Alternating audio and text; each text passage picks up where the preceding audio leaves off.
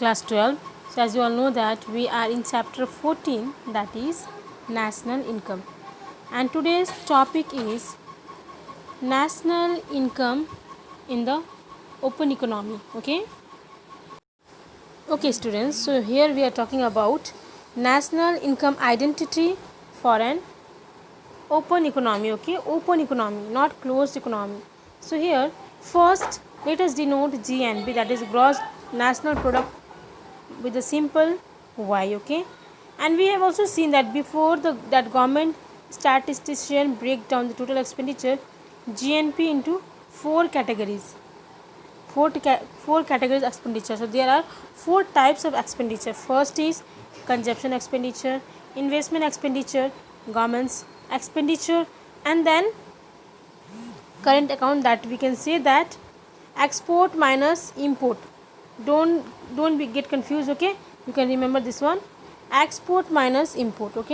So here what we have to remember, that since we are talking about open economy means where the goods sales, trading, buying and selling takes place between the two countries.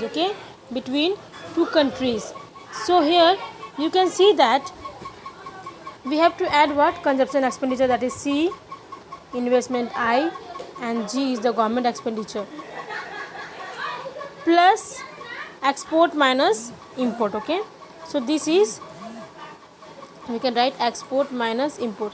So this happens in case of open economy. But in case of closed economy means where transaction does not take place in between the countries.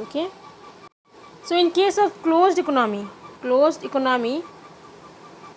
y means national income is equal to only C plus I plus G, that is consumption plus investment plus government expenditure, not export minus import. Not this, because in closed economy there is no transaction. There is no transaction between the countries, among the countries. So that's why only this is the, to get the national income we have to add consumption expenditure, investment expenditure, and the government expenditure.